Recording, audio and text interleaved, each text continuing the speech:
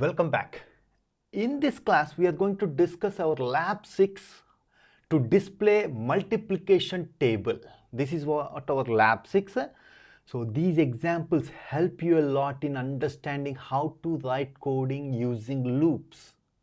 Because 50% of the coding examples contains loops, which we discuss in our placement training. So that's why this understanding is very important. Now let's try to understand the question, then we will understand the code. See, this is what, if your input is 5, you need to display fifth table. 5 ones are 5, 5 twos 10, 5 multiplied by 10, 10, 50. This is what the multiplication table you need to display. Suppose if your input is 6, you have to display sixth table. So input is number, output is a table you need to display. Now coming to the intuition, how we need to think about it.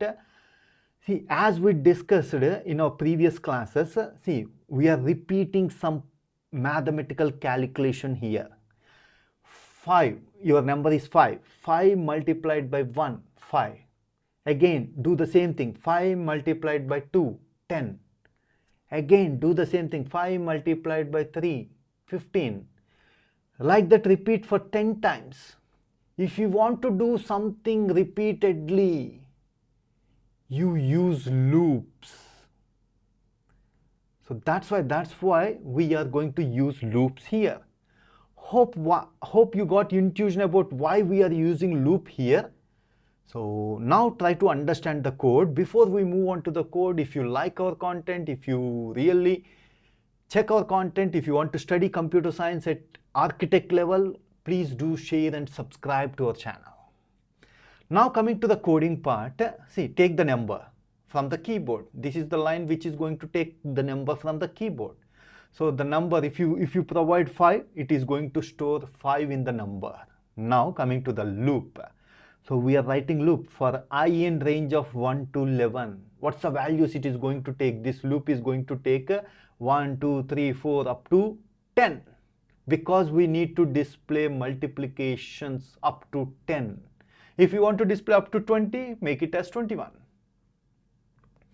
So the I contains 1 first time, I contains 2 next time, I contains 3 next time. That is how loop happens. So whenever you go inside the loop, you take a variable, result variable equal to, you have the number multiplied by I. First time when you go inside the loop, 5 multiplied by I contains 1. Second time when you go inside the loop, number multiplied by I contains value 2. So on. So now you have number and you have 5, you have 1 and you have result. Display it. Print num contains your number 5 multiplied by I contains, first time it is 1, second time it is 2, third time it is 3, so on, equal to result. Result contains multiplication value. So this is how we need to write the program. Hope you got good clarity how to use loops. We'll do 2 more examples on nested loops in our coming classes for better understanding. After that, you can move on to placement training on loops. Hope you got good clarity. If you have any questions regarding the concept, please post your questions in the comment section below. Thanks for watching. If you haven't subscribed to our channel, please subscribe to our channel and press bell icon for the latest updates. Thank you.